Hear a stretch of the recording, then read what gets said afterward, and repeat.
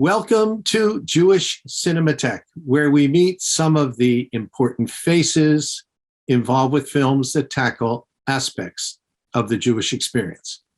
Today, I'm joined by Israeli writer, director, producer Yair Qedar, who as part of his film project Ha'ivrim, The Hebrews, has now produced 16 documentaries about many of the great literary figures in Hebrew and Jewish literature. Working together with many of Israel's most talented directors, the series now includes films on such luminaries as Chaim Nachman Bialik, Rachel, Leah Goldberg, Yosef Chaim Brenner, Zelda, and Avram Sutzkever, to mention but a few. His most recent film, which he directed, The Last Chapter of A.B. Yehoshua, had its world premiere at the Jerusalem Film Festival and was screened most recently at the New York Jewish Film Festival.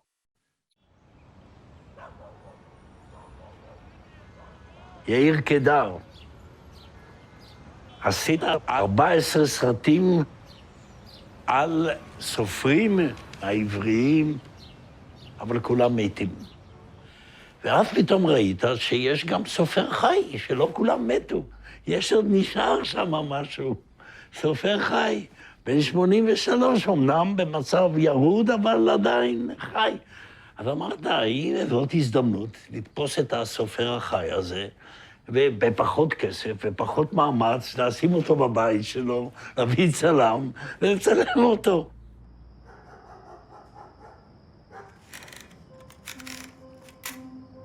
ומה עם האיש המתקתק? כמעט שכחתי אותו. האיש המתקתק בלילות בבית מעבר לוואדי. אני הולכת לאמבטיה. מבעד לחלון קטן, אני אשקף אל נוף אחר, אל ואדי צדדי, אני מחפשת את חלונו המואר. ושם, בחיי, הידד לאיש המתקתק הכותב בלילות. הייתי מטלפנת אליו ואומרת, אדוני המתקתק, אני עוקבת אחריך בלילות מעבר לוואדי. מה אתה כותב? מחקר? רומן? על מה?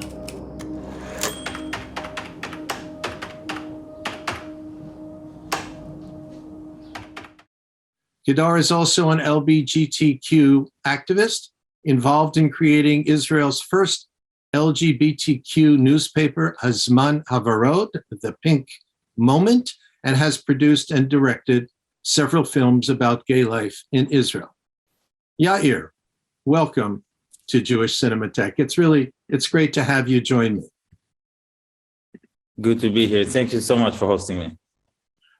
Yair, what a project. How did this come into being? I mean, you've taken on some of the great writers, poets in literature. How did you decide to jump into this? I come from the studies of Hebrew literature. That's the only thing that I studied in the Tel Aviv University. And I fell in love with the biography of Jewish writers and its potential, its dramatic potential, and also its artistic potential. How can I combine it with the uses of text on screen through animation and design? I was attracted to this possibility.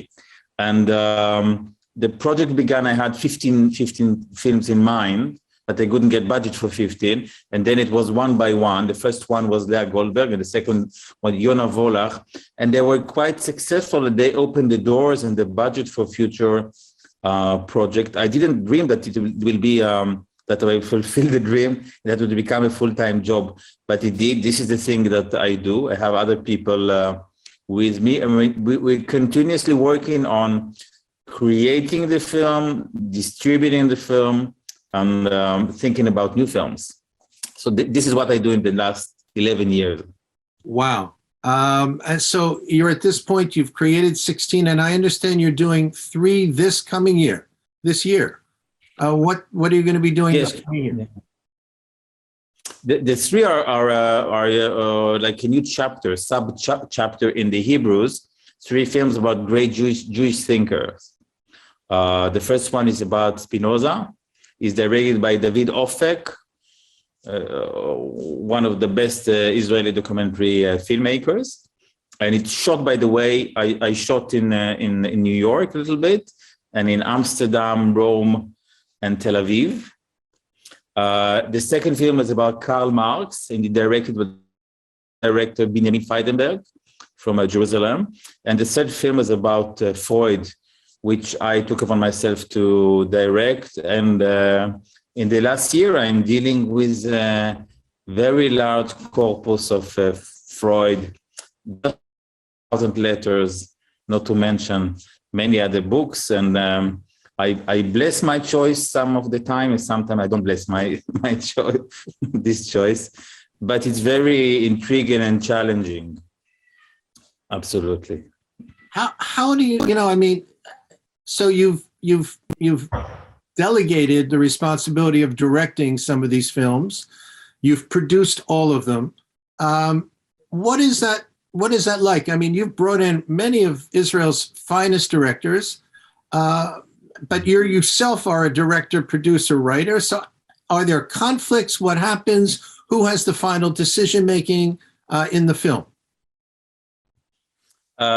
It turned out to be that it's quite easy for me to produce. I produce without effort. The effort for me comes in directing a film. This is much harder task, much deeper task, much more creative task for me. So I'm very challenged when I do both. It's very interesting for me to do. To produce other films, it's more quiet. Not many conflicts with the director. We actually create like kind of not a workshop, but like maybe you can call it like a workshop. We work together. Now the three directors and the artistic manager and the curator and the researchers and the post-producers, all part of a process. We share our advancement, our problems. So it's like a group of artists that support each other. And there were not many conflicts. We don't get to great arguments. Perhaps many decisions, most of the decisions in films should come to some kind of consensus eventually. The critical decision should be from consensus. And I think that works. Because, we create mass productions. What we create is from many, many people. So we should be in consensus, our supporters should be, and the people we share the rough cuts with should be in consensus. So usually we get to consensus, this is the right cut, this is the right choice, this is the time to share it to the world. I'm always also in the process of finding the new artists that I will work with, the young directors or elderly directors, and the designers, the animators, musicians. So I'm all the time on the lookout for new talents, and it's a very, very, very interesting process. I think there have been like 12 directors already, and many other team members. And we all keep in touch. And we people that made the first films of the Hebrews come to see the cuts of the new films of the Hebrews. So I think there's a very sweet and warm community evolved around the Hebrews. That's wonderful. I was looking at the list of directors, and you have some veterans, we'll call them, people who have, made some of the most important films, narrative films in Israel. And some newcomers, and it's just so beautiful that you've been able to pull from these different worlds and to bring them together. I think the directors are happy to have this opportunity, but there seems to be little pressure. This is a place where they should be very, very creative and innovative and imaginative. It doesn't happen in all the projects, but this is the place to dream. We take an artist and we have to visualize and translate its art to another form of art and imagination, and it's a journey that everybody is happy to share to join, I believe. Yes. And you mentioned you met Uri Barbash, fantastic. This is the elderly director that I worked with. He's about 72 or 73 already. Yeah, I mean, he made the film. He made the film Me'achorei Hasorgim, Beyond the Walls, and narrative film, and then you had him do the Sutzkever film. So you went from a narrative director, a dramatic director, to a documentarian, and the outcome is just wonderful. This great Yiddish poet. It's a very moving and powerful film. Yes, absolutely. Yes. Yeah. So most of the people that you've chosen are gone. Bialik and Goldberg and Rachel and now Freud. And here you dug in and you decided to take on one of the most interesting and probably the greatest living, or one of the greatest living Israeli writers today.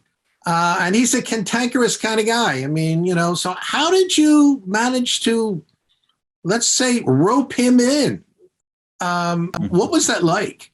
And you decided to direct it. So therefore, you couldn't turn to your producer for direction because you were the producer. You couldn't turn to your writer because you were the writer. So tell us about the experience. A.B. Yehoshua, the nickname is Bully.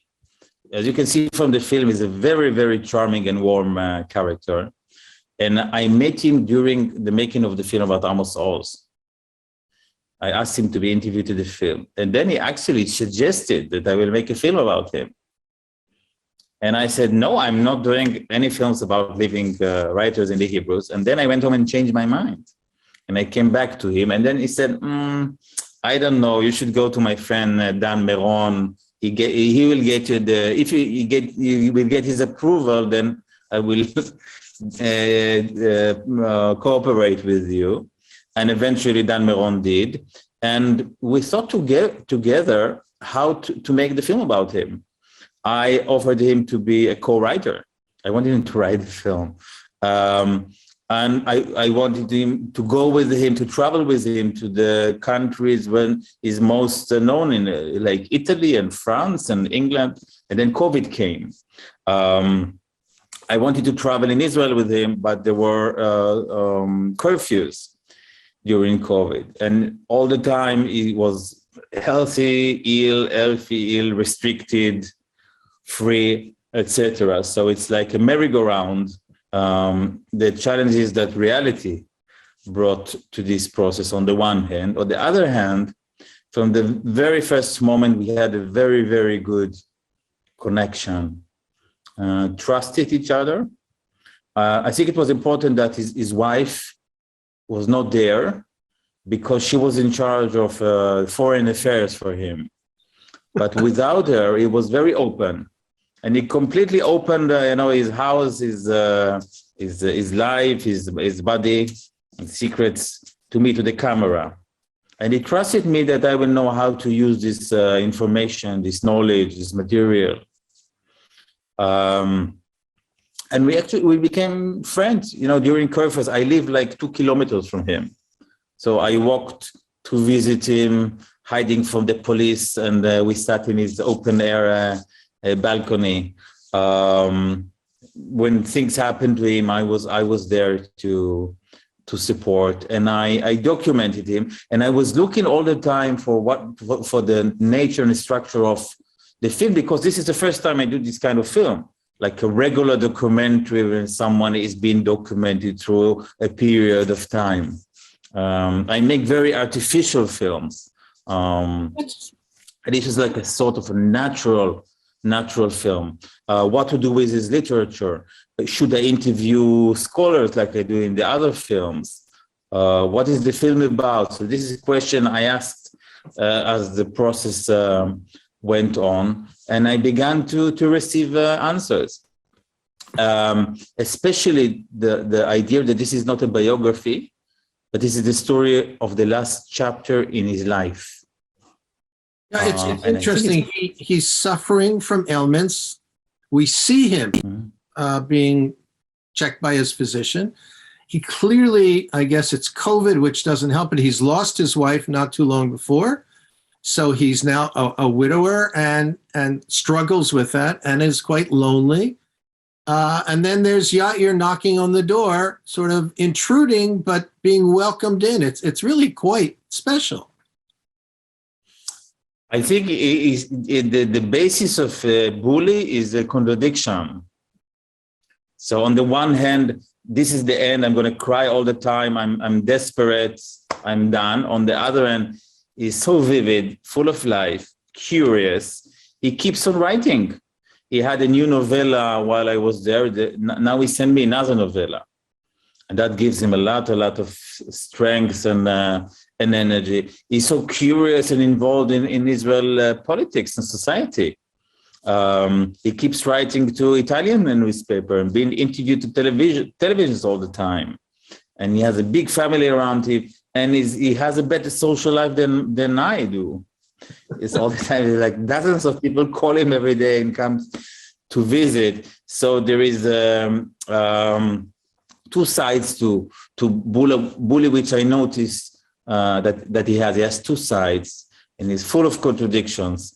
And you should also look at the two layers of A.B. Yehoshua. And I think that's one of the things that are charming about him. Well, with his extreme sincerity. Yeah, no, I mean, the two layers would be, layer one is the activist. The downside, I'm living life, this is the end. And on the other hand, let's do peace with the Palestinian. I'm eating life now. I'm writing the libido. So there is two forces over there.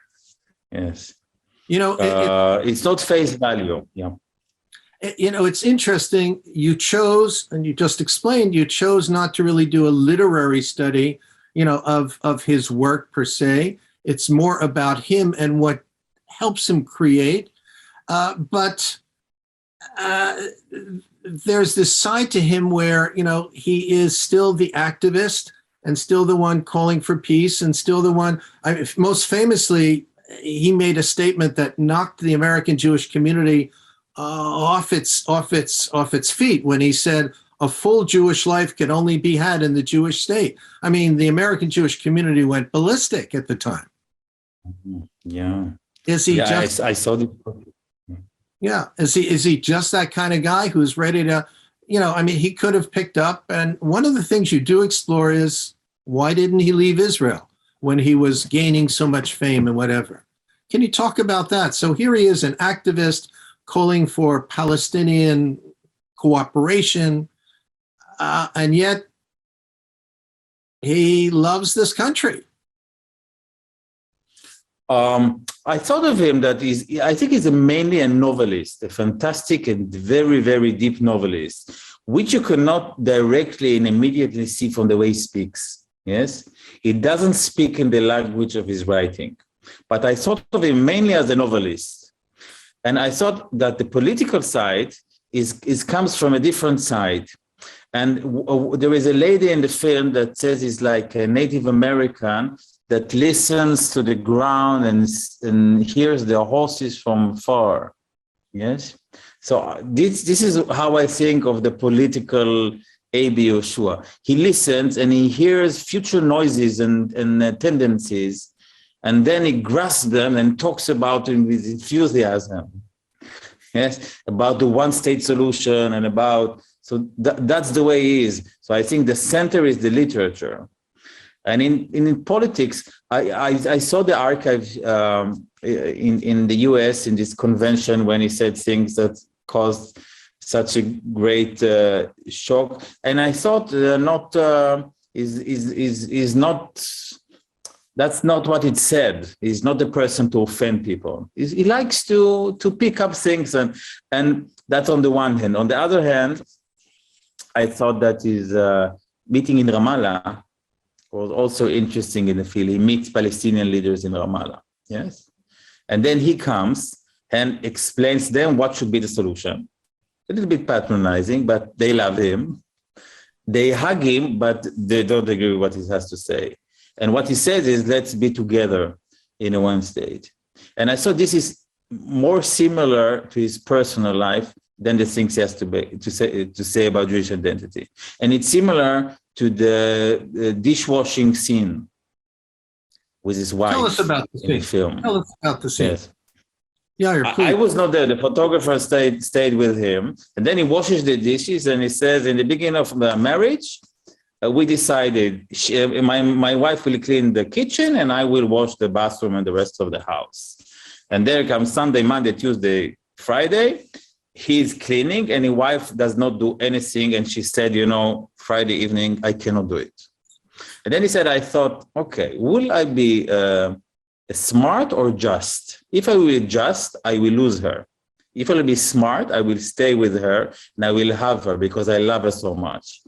So he chose to be smart, but he also chose harmony. And that's what he does with in Ramallah. He seeks harmony. He seeks to create harmony before he lives his life. When an early short story, 3 Days and a Child, was made into a movie by Uri Zohar. Yehoshua most famously took it and tore it apart. He just said it was horrible and it was a disgrace. So you talk about a guy who creates harmony. There he was at the beginning of his career. We're talking about the 60s, raising hell.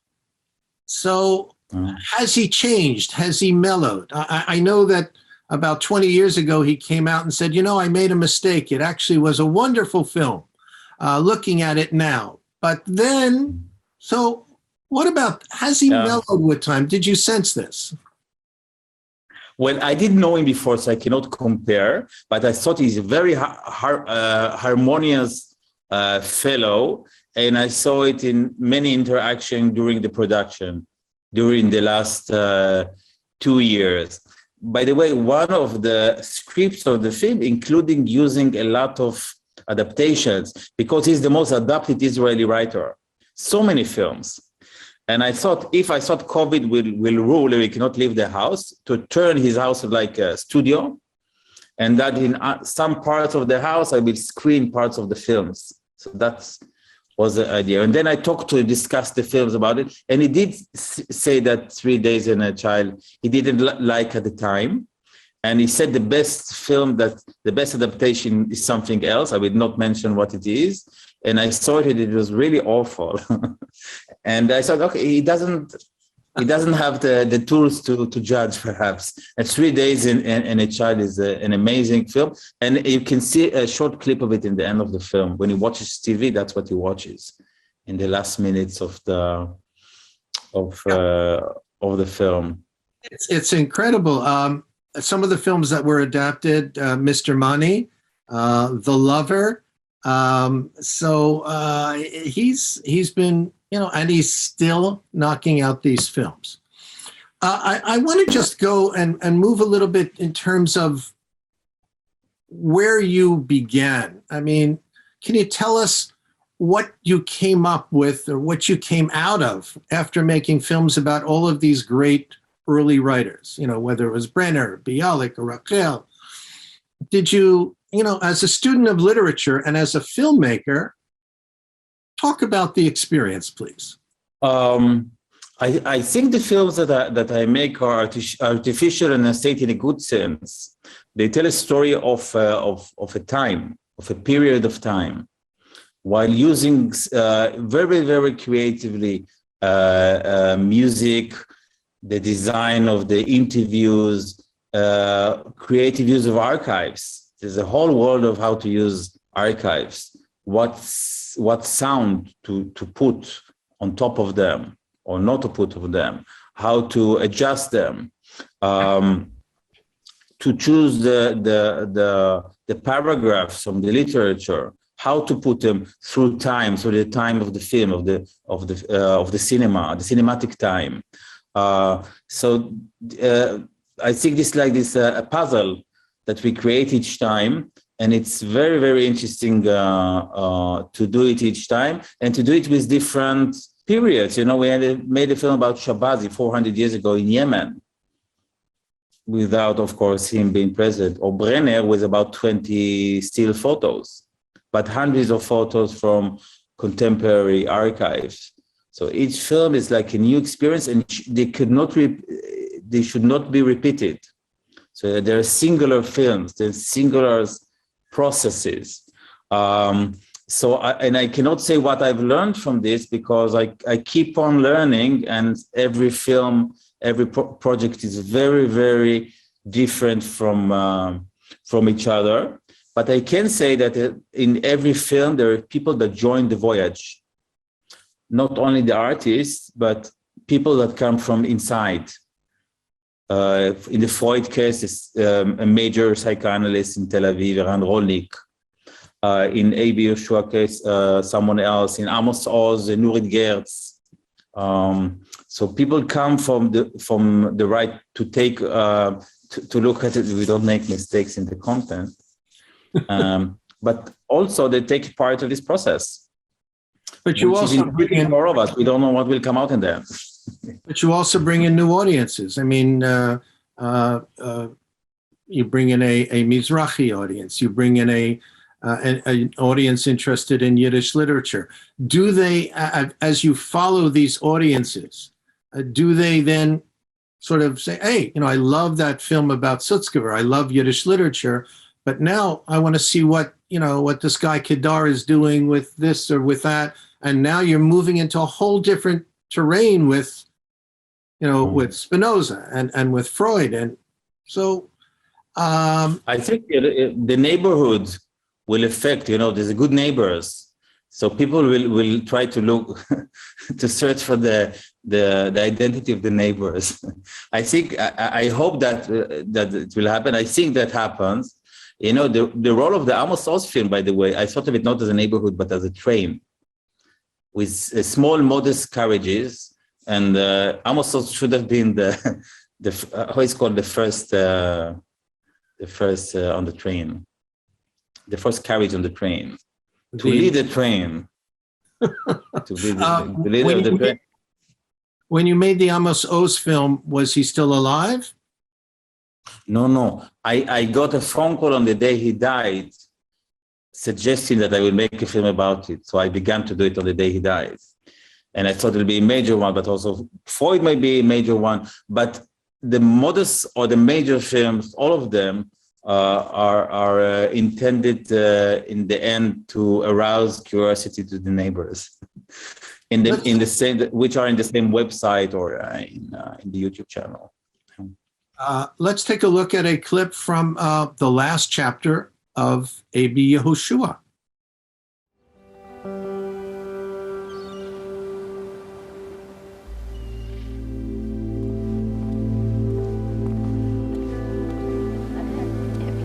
אנחנו צריכים קצת יותר לשכוח.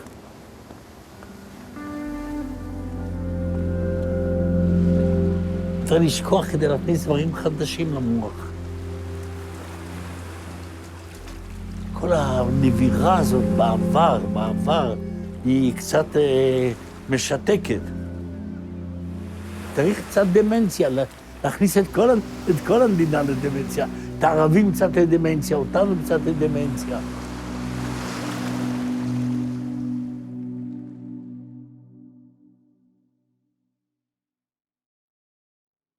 Wow, that was just wonderful to watch. How does our audience get to see these films? The films are open in the Israeli versions in the Hebrew's website, www.ivrim.co.il, and then you have an English segment, and this is like more pay-per-view because in the English versions are pay-per-view. So this is a way to watch the films. I think we counted like there's a bit more than 5 million viewers to the Hebrews film so far. Very popular in Israel and in general, but also in schools and universities. And many academic institutes in North America and in Europe use the Hebrews. There are some new courses that use the Hebrew, like the way to get to know. The Hebrews is a project of revival. People read less books, and documentary filmmaking as a way to get to know again There's wonderful, wonderful writers, their life, their emotion, their journeys, their work.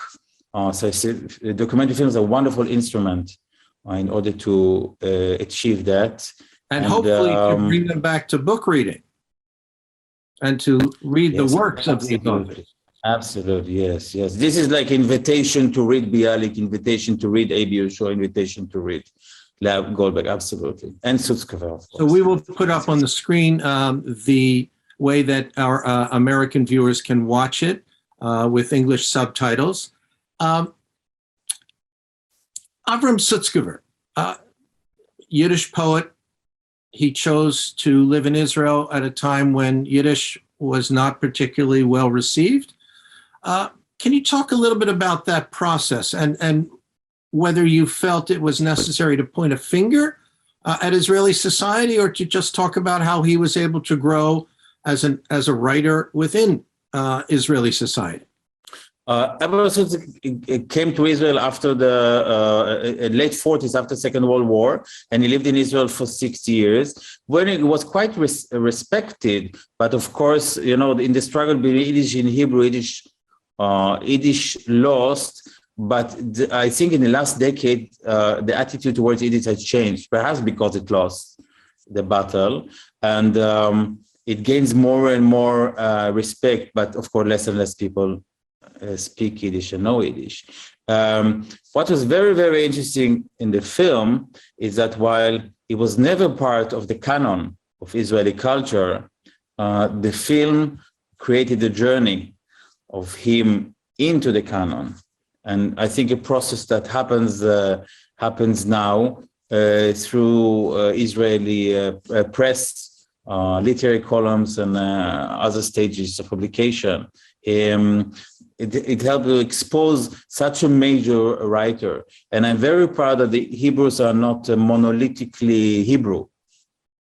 They include Yiddish as one of the language of the project of Jewish writing, as well as another person we made a film about, Jacqueline Kahanov. She wrote in English and lived in French and lived in Israel for several decades.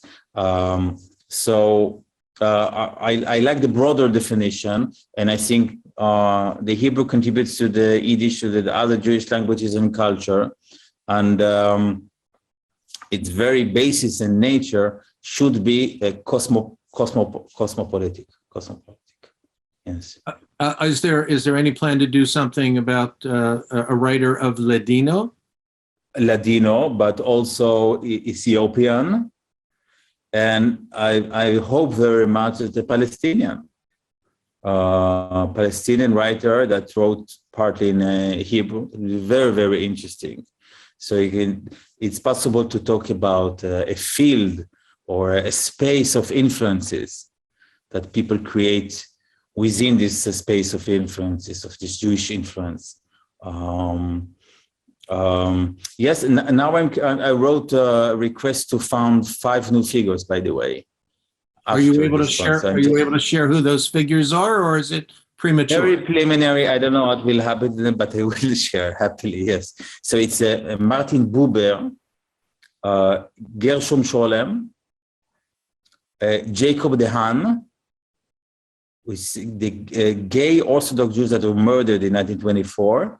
Bracha Tzfira, one of the people who created the Israeli singing, a Yemenite singer from 120 years ago, and Elza Lasker-Schiller. All of these figures were at the same time in Jerusalem. So it's called Jerusalem Stories, 5 very, very intriguing biographies of, and I'm very enthusiastic because, you know, it's very new, and I just began to write and ask funding for it. So I'm excited about it, and I hope these and other films will realize themselves in the coming years. Let's take a look at a clip from Yair's produced film Black Honey, the poetry and life of Avram Sutzkever, which was directed by Uri Barbash. Jüdischer Dichter darf bringen in sein Gesang jene heilende Geschenkheit, was gibt Koyach zu leben. והוא פשוט המשורר הכי מוכשר שחי כאן. אין בעניין הזה לי אין שום ספקות. לא היה אוויר, אתה היית צריך להיות מאוד מדויק. לא העזתי לדבר ולו מילה אחת ביידיש איתו. כי זה היה... לך תדבר עם שייקספיר באנגלית.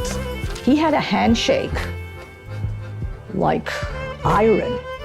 You know, he had, if you looked at his hands, you would never have thought that these were the hands of a poet. במחצית השנייה של המאה ה-20, למרות שהיו כאן עדיין אלתרמן ושלונסקי, הוא היה המשורר הכי מבריק והכי מוכשר שחי. וכתב בשפה שהציבור לא הבין.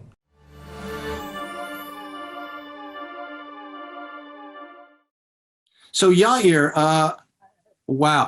All I can say is, wow. You have a whole pot full of wonderful projects, and you've already created, such an incredible library. For me, seeing Aleph Bet Yehoshua, the person, and how you're able to capture him in the midst of COVID in such a powerful way. I just commend you, and I wish you only continued success. And I hope that funding keeps pouring in for these projects. Thank you very much. Thank you. It was lovely talking to you. Thank you for having me. And please come and watch the Hebrews films. And we will be in touch. I will come back to be interviewed here again in a year or 2 or 3 with new films. Wonderful. Thank you. Thank you very much.